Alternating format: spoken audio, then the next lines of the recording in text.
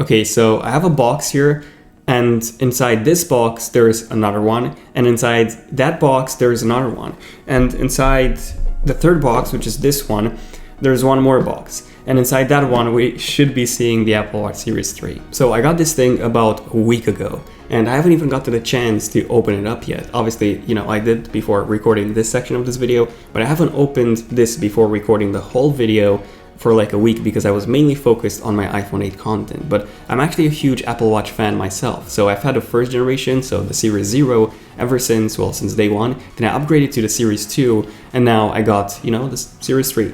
Which, by the way, I'm not upgrading to for multiple reasons. Check out my 25 things you probably didn't know about the Apple Watch Series 3 if you want to know more about the Apple Watch Series 3, and a couple of reasons not to upgrade. And a couple of reasons to upgrade. And also subscribe if you want to see more Apple Watch related content, and also enable notifications if you want to see more Apple Watch related stuff so that you get notified. I upload a brand new video every single day, in-depth tech videos. So yeah, definitely become a subscriber if you're interested in detailed tech videos. But for now, this is my unboxing and my initial review of the Apple Watch Series 3, Apple's third generation, no, actually Apple's fourth generation Apple Watch, by the way. So grab some popcorn or some nuts and enjoy.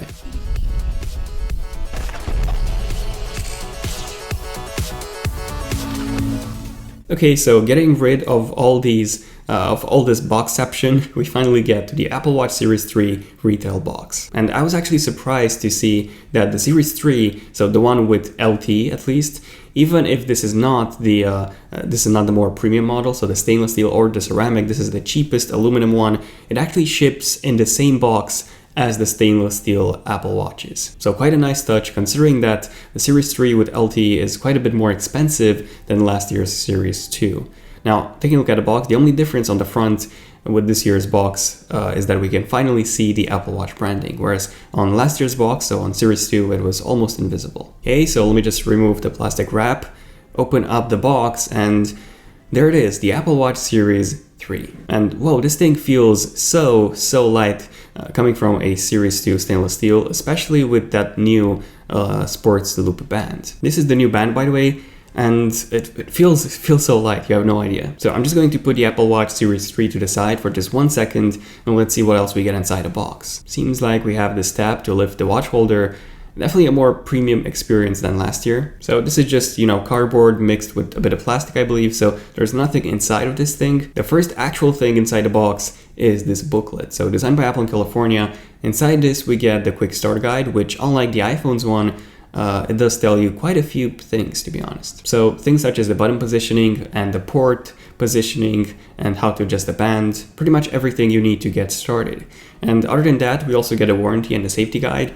And we finally get a pair of, no, not really, we don't get any Apple stickers inside the Apple Watch booklet, so nothing else left inside the booklet. Now, interesting enough, Apple still considers this an accessory, not a standalone Apple product, which might be the reason why they don't include any stickers, as Apple doesn't include any stickers with Apple accessories. We then get the power adapter, which is still a 5-watt power adapter, so just like the ones you get with the iPhones, but this one, at least the UK model, has retractable feet, which is really convenient when traveling. But yeah, unfortunately, you only have this with the Apple Watch, not the iPhones. Then we finally get the charging cable, which even though we do get an Apple Watch stainless steel style box, the charger itself is made out of plastic rather than, you know, the more premium one that we get with the stainless steel models. And that's pretty much it. That's about it. So moving on to the Apple Watch itself, let me just take the wrap off. And whoa, again, this thing is so light. So yeah, the red crown honestly doesn't look as bad as I expected. And compared to my Series 2 stainless steel, this one, I mean, you can barely feel it. I can barely feel it on my wrist. It's so light. Like, honestly, it kind of feels like there's nothing there. So the band is surprisingly smooth, by the way. Definitely the smoothest Apple Watch band, at least from the ones that Apple is selling. It comes with these Velcro cuts, and overall I actually really like this band. I don't like the color, by the way, so it's sort of like a dark green instead of a space gray or black, but other than that, it feels really good. Okay, so booting the Apple Watch Series 3 for the first time with iOS 11 and watchOS 4 especially, the syncing process is so easy. So you just hold the Apple Watch near your iPhone and it automatically finds it. And then you scan the code with your iPhone's camera, and then you can restore from the background from your previous watch. Also, Bluetooth 4.2 is present on this watch, and syncing is faster than the previous models. And in case you're wondering how you get this register with a carrier, I was wondering that as well. How do you do it?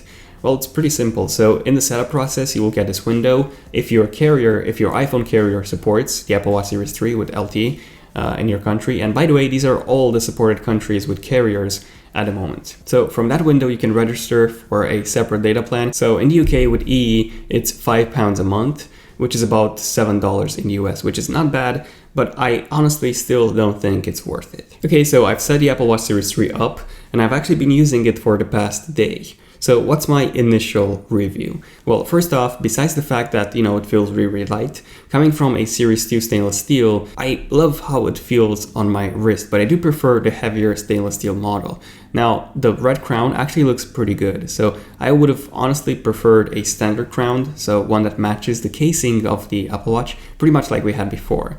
Because now with some bands, such as this green Nike Plus band, it looks just horrible. So that red crown completely ruins the design with some bands in some cases. Okay, what else? Well, other than that, the watch is thicker, by the way. So the case itself is pretty much the same size as, the Series 2.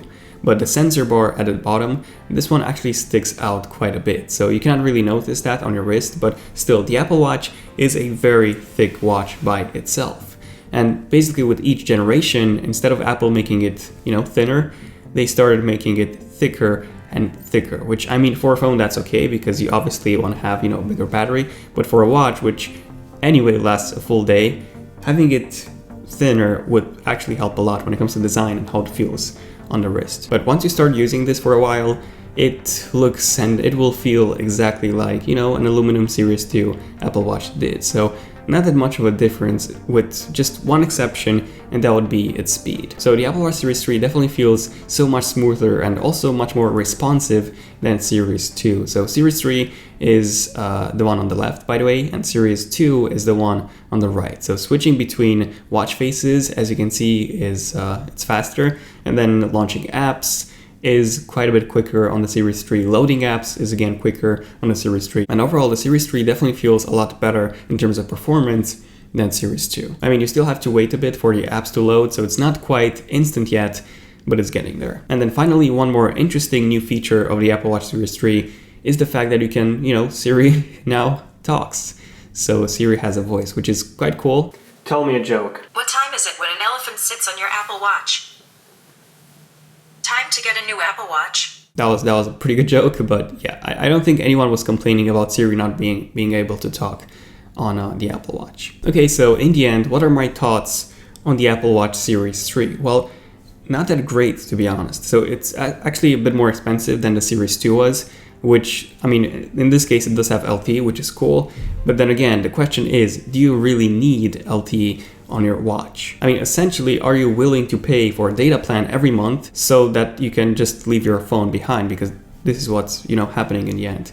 You pay so that you can leave your phone behind.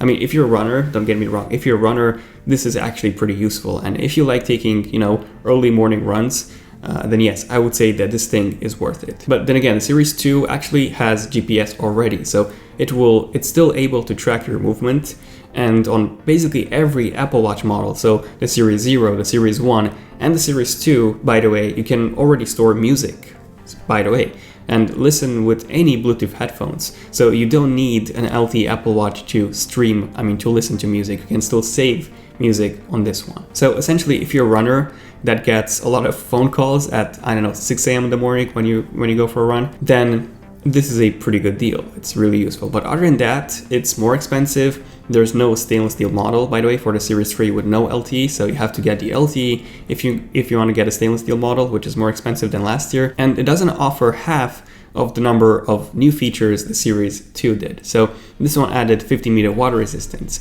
a twice as bright display, alongside with a larger battery. And we don't get those things, those extra features on the Series 3. We do get a performance and the Siri that talks, but that's about it. And on top of all this, if you're thinking of making calls with this thing, it will only last you for 1 hour of talk time. 1 hour.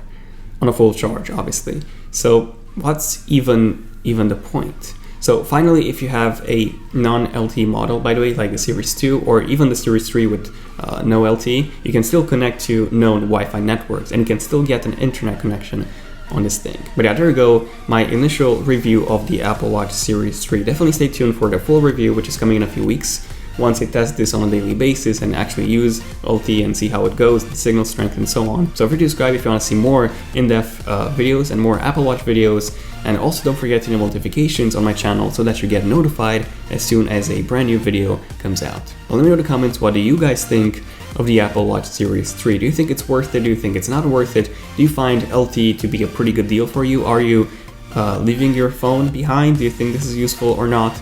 Let me know in the comments what you guys think. And other than that, feel free to give this video a like if you have enjoyed it, to let me know. And this has been pretty much it. So thank you for watching until the end. I'm Daniel, and I'll see you guys in my next one. Zone of Tech, signing out. Cheers.